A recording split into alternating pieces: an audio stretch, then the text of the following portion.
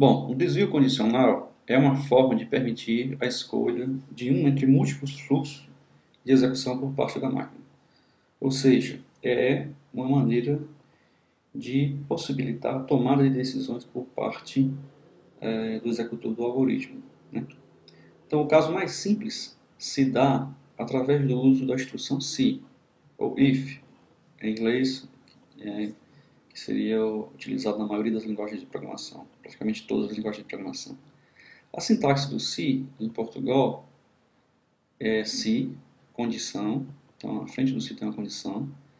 Então, nós temos a cláusula então, ou seja, as instruções para o caso em que essa condição seja verdadeira, e nós temos o bloco senão e as instruções para o caso falso. Então, o computador, quando ele chega nessa instrução aqui, ele testa a condição. Se a condição for verdadeira, ele executa o bloco de instruções relacionadas à cláusula então. Se a condição for falsa, ele executa as instruções para o caso falso. Em Python, o se é if, né? Após a condição, coloca-se os dois pontos para indicar o início de um bloco de instruções.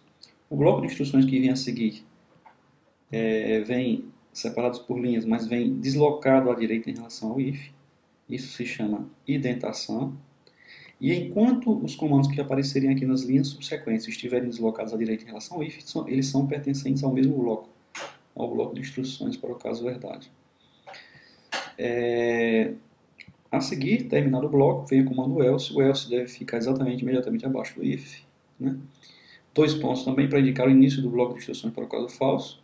E a seguir o bloco de instruções para o caso falso, que segue as mesmas regras do bloco de instruções para o caso verdade. Lembrando que o else é opcional, você pode usar se quiser, né? O else não é opcional. Vamos fazer alguns exercícios agora usando o nosso interpretador de comandos. Supondo, por exemplo, que uma variável x tenha valor 2, né? Nós podemos testar o valor x. Podemos testar se o x é maior do que 2, por exemplo. Colocamos dois pontos imediatamente no nosso interpretador de comandos. Vai criar o bloco, ele bota os três pontinhos para dizer que aqui ele está criando um bloco de comandos. Eu uso a tecla Tab para deslocar um pouco à direita para fazer a indentação. E simplesmente coloco os comandos que eu gostaria de executar para o caso da variável x maior do que 2. Maior do que 2. Né? A seguir pressiono Enter e ele continuaria digitando comandos aqui.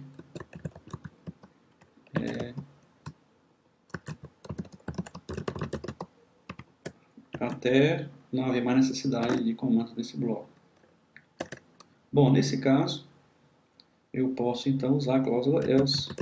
Else tem que ficar imediatamente abaixo do x, novamente tentando, e vamos colocar os comandos que eu quero, né? Caso, vamos colocar aqui, não é maior do que 2.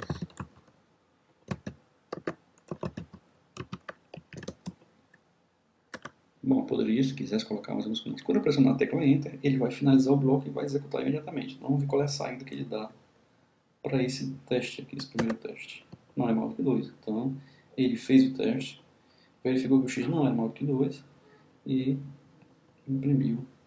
Nós poderíamos testar se o x é 2, por exemplo. X é 2, então é a mesma coisa. Simplesmente imprimindo igual a 2. Quando eu pressionar Enter duas vezes, ele imprime igual a 2, porque o x é exatamente igual a 2. Lembrando que nesse caso eu não usei a instrução else, né? Mas poderia ter utilizado se quisesse, né? Então é muito fácil utilizar a instrução if, né? O if, né, ele pode ser alinhado. Vamos supor que você tem o seguinte problema. Eu quero receber 3 números e quero selecionar o maior entre esses 3 números. Então nós vamos ver aqui a solução para isso. Passa necessariamente por algo desse tipo aqui. Então, você tem aqui o início do algoritmo, né? o algoritmo que está representado na forma gráfica. Você recebe os três valores, representados pelas variáveis A, B e C, e em seguida você faz o primeiro teste. No primeiro teste você vai testar se quem é o maior entre os dois primeiros números. No caso, nós fizemos o simples teste se A é maior do que B. Para esse caso, nós temos duas respostas. Sim, né? Então, se essa condição for verdadeira, o algoritmo deve seguir esse caminho aqui, o caminho da esquerda. E a resposta não. Se esse teste for falso, o algoritmo deve seguir o caminho da direita. Bom, supondo que o teste seja verdade, seja verdadeiro, seja sim, então nós vamos passar então para o segundo teste.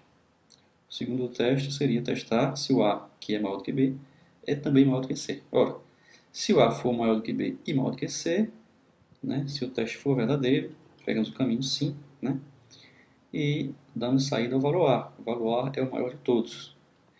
Caso o A não seja maior do que C, então o A é maior do que B, mas não é maior do que C. Então, C aqui é maior do que A. Então, nesse caso, se o C é maior do que A e A é maior do que B, pela transitividade, nós sabemos que o C é maior de todos. E aí, chegamos ao fim do algoritmo pelos dois caminhos, seja imprimindo A, seja imprimindo B.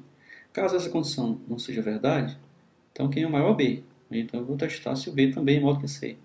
Se ele for maior do que A e maior do que C, ele é o maior de todos, então eu imprimo B. Se ele não for maior do que C, embora seja maior do que A, quem é maior do que A? O C é maior do que B, então C também é maior do que A, C é o maior, imprime o C. Essa é a forma gráfica de mostrar um algoritmo que seleciona entre três números diferentes qual é o maior entre eles. Então vamos ver aqui como é que seria isso no nosso Python. Vamos usar dessa vez o nosso editor de texto, né? Chamamos ele de programa 8, que já está digitado aqui para a gente. Ganhamos um pequeno tempinho aqui na digitação. Então vocês têm aí. Esse programa 8, vocês começam aqui com algumas novidades. Então a primeira novidade eu botei aqui, na primeira linha do programa, eu botei a palavra coding, dois pontos, o TF8, quer dizer, eu estou usando para digitar o meu texto a codificação de caracteres do TF8. Você pode usar no Windows, o Windows normalmente usa a Latin 1, né? Você teria que mudar aqui, né, para Latin 1.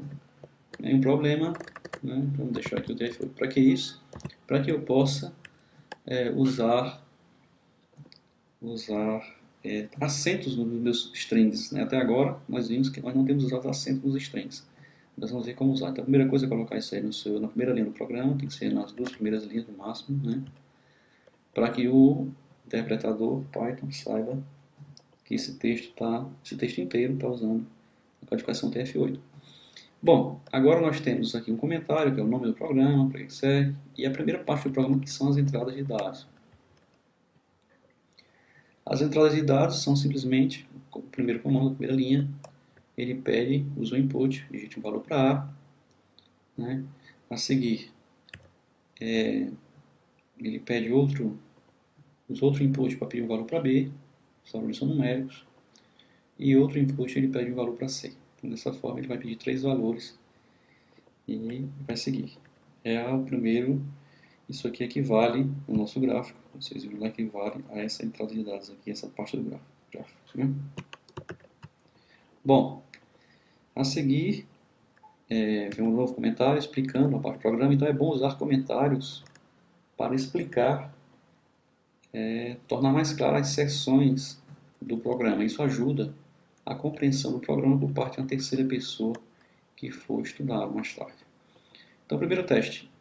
Se A maior que B, lembra, usando a sintaxe if A maior que B, operador relacional maior, dois pontos para indicar que o que está aqui abaixo é subordinado ao if.